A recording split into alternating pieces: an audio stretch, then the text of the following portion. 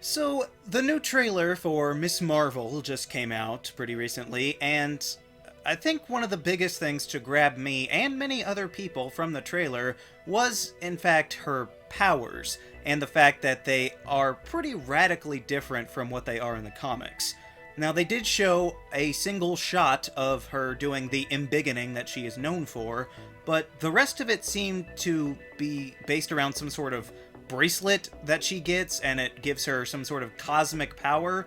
And I really just wanted to address this and the fact that apparently they sent out like a mass email or something, or had like a training seminar, because very many people seemed to jump on this and have the same defense for it.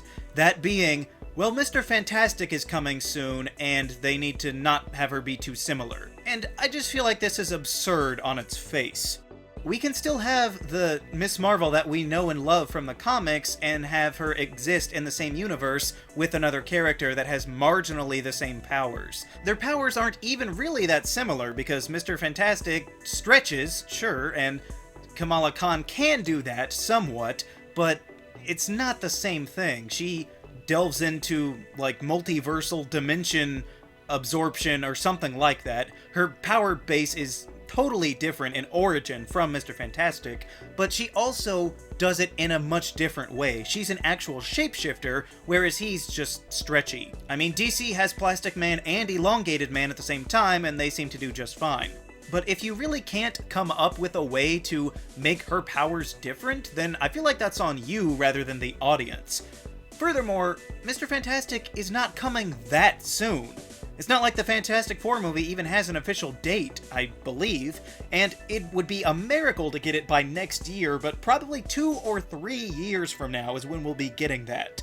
So, I don't think it would confuse audiences that much to have a little girl with slightly stretchy powers, and then a couple years from now have a guy who has much bigger name recognition to have those powers as well.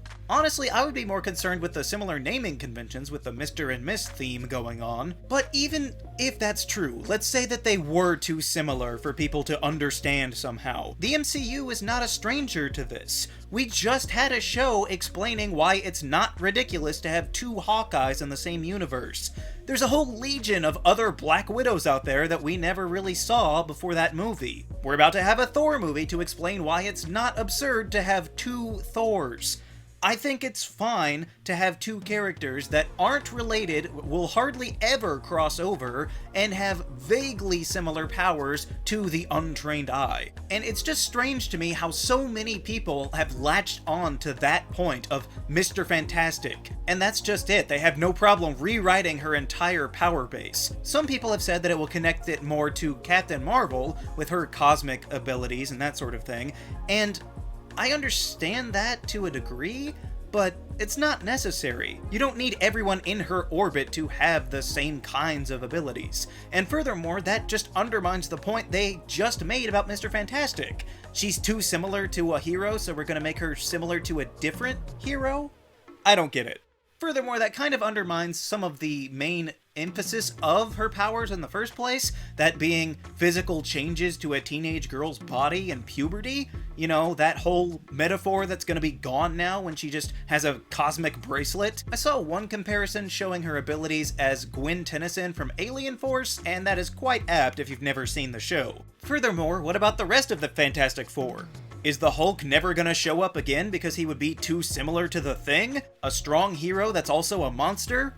Is Doctor Strange never allowed to use a shield again because of the Invisible Woman? I just don't see that as a valid argument at all. Other people have said things like, well, obviously they're not gonna make her an Inhuman because they're embarrassed by the Inhuman show. And I kind of agree to that. Some people have said the Agents of S.H.I.E.L.D. continuity doesn't count anymore either, and I do agree with that, even if I would like it to count in some things. Other people have said they can't make her a mutant, and obviously they don't know what they're talking about because she was Inhuman, but that's not the problem that I have, specifically. I don't have a problem with her powers coming from the Cosmic Bracelet and not the Terrigen Mists. I have a problem with the fact that they are completely different abilities. I commented this on the actual trailer for the main channel, but it's like saying, Why are you complaining about Captain America? He's still strong, so what if he shoots lasers and teleports? That would make it drastically different from the character that we loved from the pages. If you want to tell a story about a character that has magical cosmic energy manipulation abilities, you can do that. There are plenty of other characters to do that besides Miss Marvel. Not the original Miss Marvel, Captain Marvel, Carol Danvers, obviously she does that stuff, but you can do that without using this character and taking away what made them special in the first place to a lot of people. Another person tried to liken this to the Sam Raimi Spider-Man films and saying that the organic web shooter was just as much of a difference as this, and that is not the case at all. The web shooter is still there, it's just the way that it's done about is differently. If she got her embiggening powers from the bracelet and that was it, I would have no problem with it. I don't care where she got the powers as long as they're the same. The web shooter was still there. It's not like he would shoot out Sonic Blast from his wrists instead, then he wouldn't be Spider-Man anymore. So yes, I know the embiggening will be part of what the bracelet can do, but that just makes her not Miss Marvel anymore. Changing how and why these abilities are there is far different from changing what the abilities actually are. I don't care if Black Panther's suit can pulse out purple energy now if it never could before. That's his suit. That's different than saying that his own physical entity has that ability. It just seems like this is a strange step. It's almost like some of those other movies back in the early 2000s where they played fast and loose with the comics continuity. It's a strange step from Kevin Feige, to be sure, and I'm worried that this cavalier attitude will turn off fans. I guess people that never knew Miss Marvel will just be fine with it and roll along with it, but here's the thing. I and many other people are not as keen on Marvel as we once were. Not to say that I dislike it, but I don't need a constant stream of it pumping into my veins like I once did. 2019, Marvel was on top of the world. Literally, they got the highest grossing movie of all time with Endgame, and then Far From Home came out, and everybody loved it. But then we had a year off, and we realized we don't need all of that Marvel necessarily. And it didn't help that there was so much Marvel last year, and frankly, some of it was just mediocre at best. Now, I gotta say, I loved WandaVision, and Loki was really good, and No Way Home was fantastic. But I didn't even see Shang-Chi or The Eternals, and I'm fine with that. So I don't know if I'll see Miss Marvel, I guess I'll wait for another trailer or two, but if they keep going this way and alienating people that loved her from the comics or the video games, she just had a very prominent role in that Avengers video game, not to mention the third Ultimate Alliance game that wasn't as popular, but still, the people that got to know her through other media and became acquainted with her specific abilities that really nobody else has, Mr. Fantastic included, are going to look at this live-action iteration and think, this is not the character that I knew.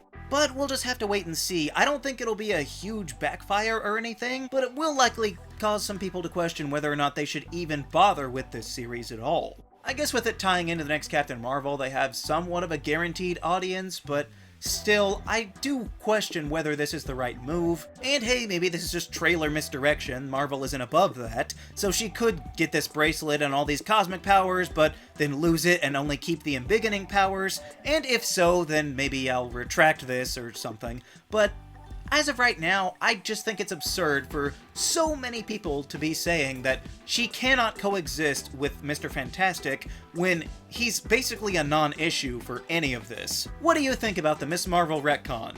I guess technically it's not retroactive continuity if she's never been in this continuity before, but let me know your thoughts down in the comments, and we'll see you around next time.